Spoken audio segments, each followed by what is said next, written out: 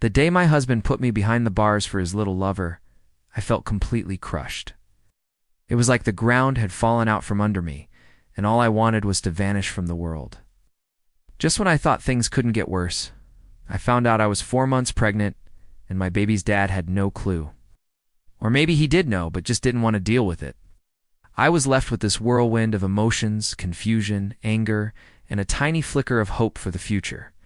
And here I was, carrying this little life inside me, feeling both scared and protective. I can still picture that day so clearly, like it just happened. I mean, I pushed Alex down the stairs, but trust me, it wasn't what it looked like. There's even CCTV footage that backs me up, but he just wouldn't hear it.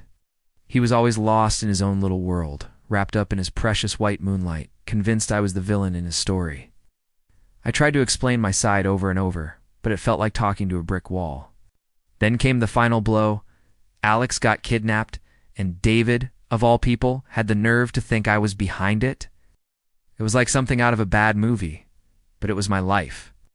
The truth is, it was all part of Alex's twisted plan to frame me and mess up everything I had going on.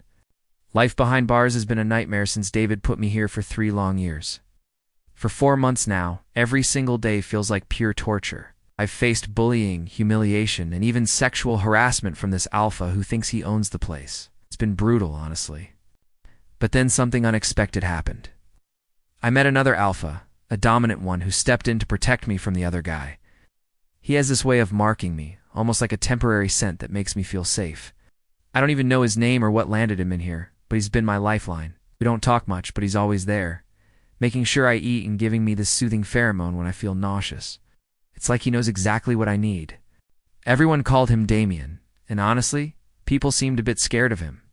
My roommate told me he once got into a fight, and the guy who provoked him ended up on the brink of death. So yeah, he's definitely strong. In the dead of night, my heart was racing from these loud noises that sliced through the silence like a knife, followed by a gunshot that echoed ominously. Out of nowhere, Damian burst into my room, his face a mix of urgency and sheer fear that sent chills down my spine. He grabbed my hand, pulling me into his safe haven, his room. "Stay put and don't let anyone in unless it's me," he whispered, his voice trembling just a bit. I nodded, caught between fear and trust, as I tucked myself away, waiting in the dim light. It felt like an eternity as the chaos outside raged on, the noise finally fading into an eerie quiet that wrapped around me like a heavy blanket, making it hard to breathe. I tiptoed to the door, my heart pounding like a drum in my chest, desperate to catch a glimpse of what was happening out there. Where was Damian? The tension was unbearable, and all I could think about was him, praying he was okay. The uncertainty gnawed at me, and I felt so helpless, trapped in this moment, just waiting for him to return. Damian never came back. I waited in that cramped jail room for a whole week, just staring at the walls. One of his guys would drop off food, but it didn't help the gnawing anxiety in my stomach. Then one day, this alpha dude with a scar running down his face pounded on the door, demanding I open up. I could feel it in my bones. He thought I'd lost my protection, that no one was looking out for me anymore. Honestly, I was terrified. Nausea hit me hard, and I couldn't sleep or eat. I was losing weight fast. Just when I thought all hope was lost, Damian finally showed up, and I was completely blown away. Next thing I knew, I was in his arms, hugging him tight and crying like everything was falling apart. I couldn't help but ask, "Where the heck were you?" He calmed me down with his warm presence and started sharing his mission going after the mafia and figuring out what really happened that wild night when the gunshots went off. I was deep in the action with his team, working hard to put all the pieces together. He handed me a document, and his expression turned serious. "Ran, this document will prove you're innocent," he said. My heart skipped a beat, and a flicker of hope ignited inside me. He explained that I could be out of this prison in just 1 week. After all this time, all this despair, he told me he had already contacted his top lawyer, who was now working with my lawyer to tackle my case and set up another appeal.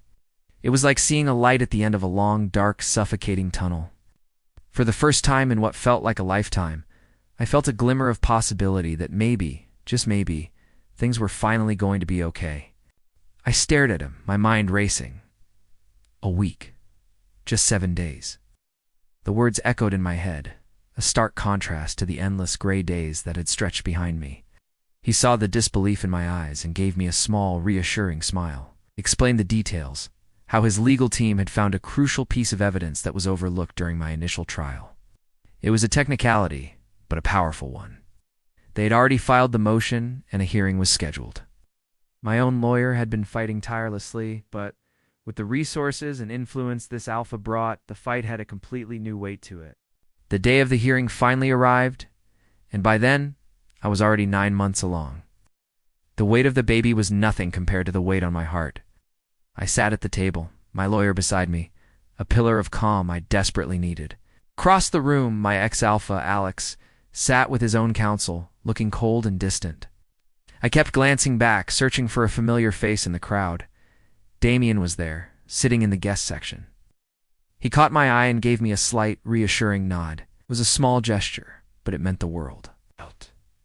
It was the silent promise that I wasn't going through this alone. My lawyer stood and approached the judge, handing over a thick stack of documents. Her voice was steady and clear as she began to tell my story. She laid out everything, starting with my ex-alpha's affair and how his lover had systematically schemed to turn him against me. The lies, the manipulations, it all came pouring out into the quiet courtroom. Then, she revealed something I hadn't even known. A week before I was kidnapped, Alex had been seen with another man. It's not just his known lover, but someone else entirely. My lawyer presented photos as proof. The images were grainy, but undeniably him, meeting secretly. The evidence didn't stop there. She produced bank statements from both sides, meticulously tracing the flow of money. The most damning piece of evidence came last. She presented proof that it was Alex who had hired the kidnappers. The entire ordeal, the terror I endured, had all been a twisted plot to trap me, to make it look like I had orchestrated my own disappearance to gain sympathy or money. The transfer records were undeniable, a direct link from his account to the people who had taken me. A wave of sickness washed over me as the full extent of his betrayal was laid bare for the court to see. The man I once loved had tried to destroy me completely. The silence in the room was deafening as the judge looked over the evidence, his expression unreadable. My entire future and the future of my unborn child rested on his decision. Relief washed over me, so potent it felt like a tidal wave. The judge's words echoed in the cavernous courtroom, each one a hammer blow shattering the chains that had bound me. Not guilty, my name finally cleared. Alex and my ex-husband, their faces, a mixture of shock and fury, were being led away in cuffs. The judge declared them detained for falsifying documents, for trying to steal my life and my child. I did it. I won. Tears streamed down my face, hot and fast. These weren't tears of sorrow, but of pure, unadulterated freedom. Freedom for me, and freedom for the little life I carried within me. My hand instinctively went to my swollen belly, a protective and triumphant gesture. My baby would be born into a world where their mother wasn't a criminal, where we could live without fear, without the shadow of my past hanging over us. I closed my eyes, savoring the moment, the scent of justice in the air. A deep, shuddering breath escaped my lips. We were free. My baby and I, we were finally, truly free. The weight I had been carrying for so long lifted, and for the first time in months I felt light. I could finally breathe. But as I stood there, swaying slightly, another sensation pierced through my euphoria. A sharp, insistent cramp seized my lower abdomen. I gasped, my hand tightening on my belly. This wasn't the usual discomfort of late pregnancy. This was different. It was a deep, rhythmic clenching, a pressure that stole my breath. I tried to dismiss it as a reaction to the stress, my body finally letting go of all the tension. But then it came again, stronger this time, a wave of pain that made my knees buckle. My lawyer, who had been beaming at me, rushed to my side, her smile faltering. "Are you all right?" she asked, her voice laced with concern. I could only shake my head, unable to speak as another contraction rolled through me, more intense than the last. A low groan escaped my lips. This was not just a cramp. This was it. Panic began to bubble beneath the surface of my relief. Of all the days, of all the moments, my baby chose now to make its grand entrance. The irony was almost laughable. The day I win my freedom is the day I go into labor. It seemed my child had a flair for the dramatic, just like their mother. Then I felt a sudden gush of warmth between my legs, soaking through my pants. My eyes widened in disbelief. "My water," I whispered, the words barely audible. "My water just broke." The courtroom, which had been buzzing with the aftermath of the verdict, fell into a stunned silence. All eyes turned to me.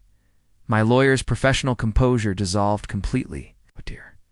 Okay, don't panic," she said, though she looked more panicked than I felt. "Someone call an ambulance? Now?" The scene devolved into organized chaos. Court officers were suddenly directing people, clearing a path. My lawyer was holding my hand, her grip surprisingly strong, whispering reassurances that I barely heard over the roaring in my ears and the relentless rhythm of the contractions. They were coming faster now, harder. I leaned heavily against the witness stand I had just occupied, the polished wood cool against my feverish skin. The pain was immense, a fire spreading through my entire body. But beneath the pain, a strange sense of calm settled over me. A new chapter was beginning, right here, right now. The end of one battle was the beginning of another, more primal one. As they helped me lie down on the floor, waiting for the paramedics, I looked up at the ornate ceiling of the courthouse. I had walked in here this morning fighting for my future. I was leaving to give birth to it. Small, pained smile touched my lips. My child wasn't just being born into freedom. They were the very symbol of it. This baby, my stubborn, impatient, wonderfully dramatic baby, was my victory. I was ready to fight one more time, to bring them into the world. My new life was starting today.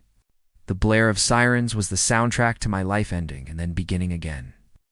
I stood across the street, a hand resting protectively on my growing belly. Watching the flashing red and blue lights paint a chaotic scene on the face of the man I once loved, Simon, my ex-alpha. The police were cuffing him, their movements firm and impersonal. He was arguing, his voice a low growl I could feel even from a distance. Then his eyes found mine across the sea of onlookers. For a moment, the world stood still. His angry protests died in his throat. His gaze dropped from my face to the unmistakable swell of my stomach, hidden beneath my loose sweater. The color drained from his face, leaving him looking ghostly pale under the flashing lights. His jaw went slack, and his eyes, once filled with defiance, now held a storm of shock and disbelief. I saw his lips form the words, though I couldn't hear them over the commotion. "You're pregnant?" A tremor went through me. "Yes, Simon, I'm pregnant.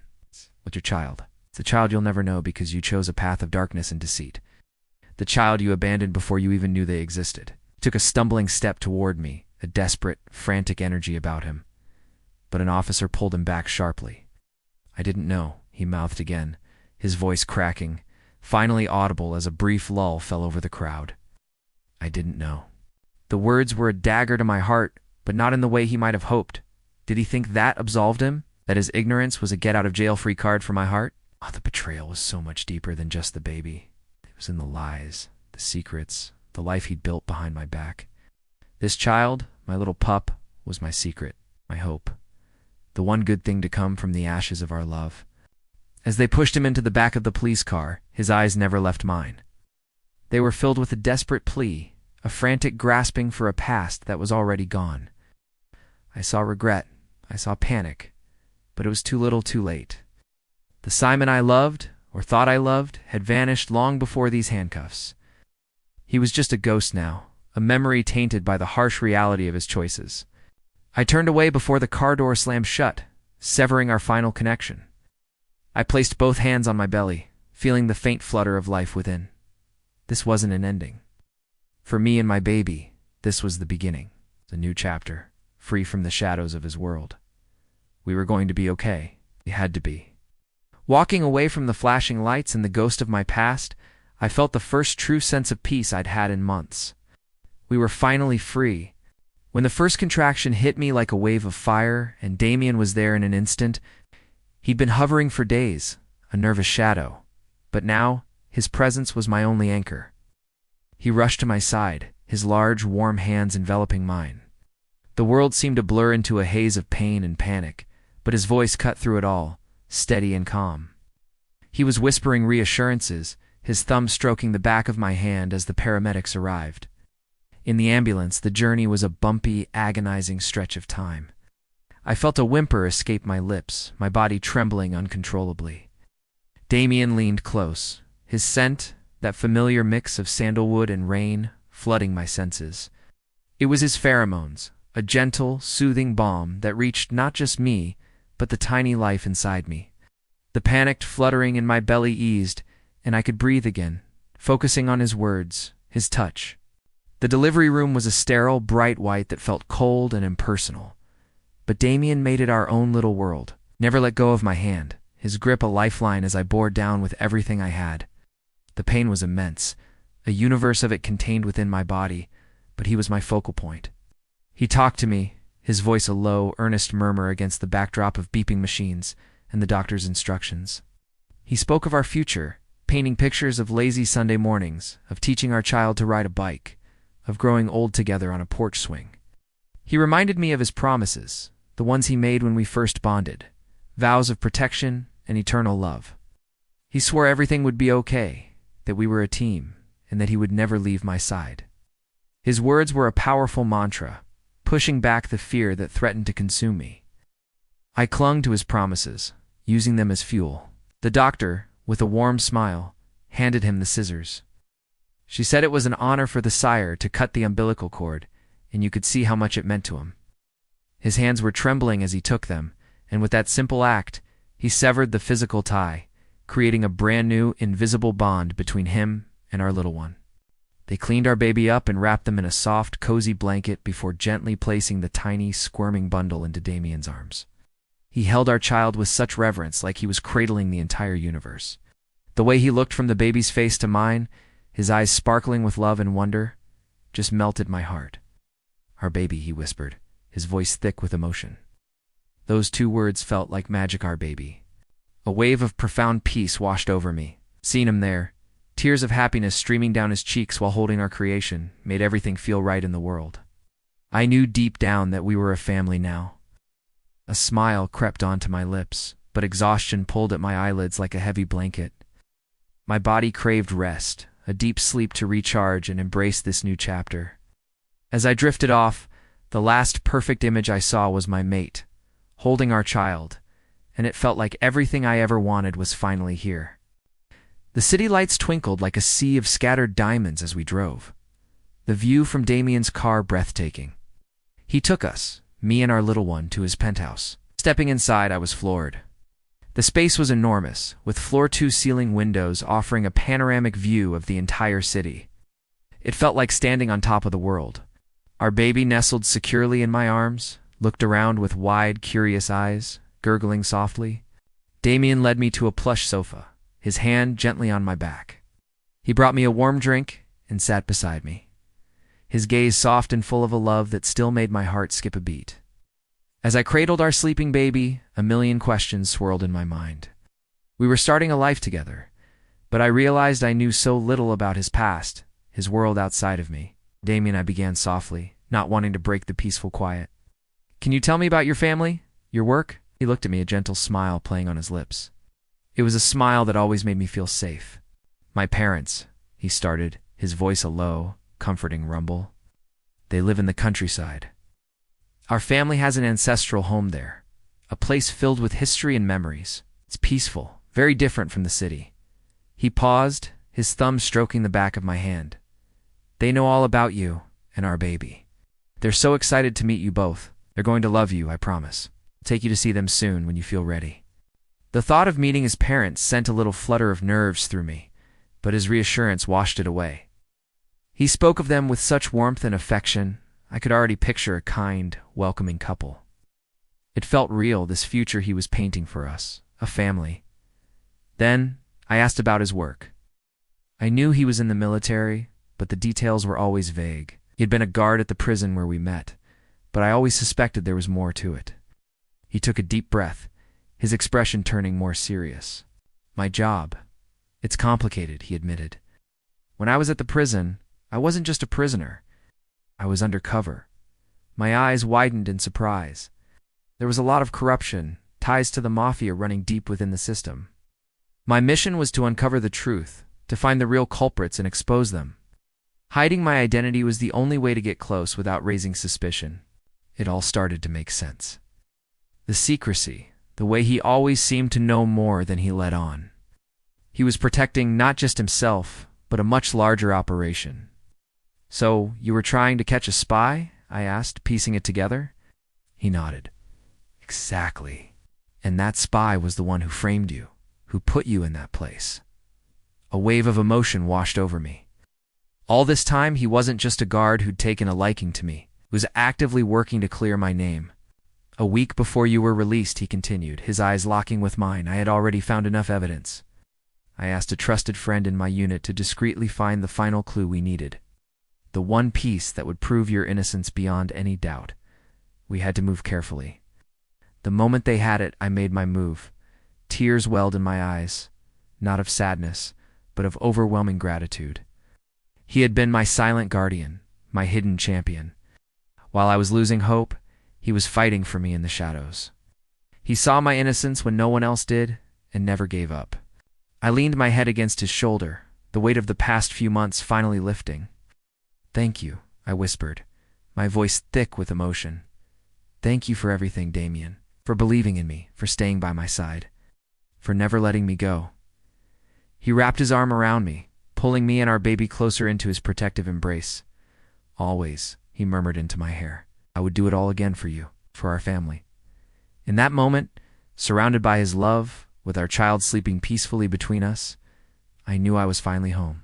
But then, out of nowhere, a darker memory crept in. I couldn't help but think about my own family. I recalled that heartbreaking day they disowned me.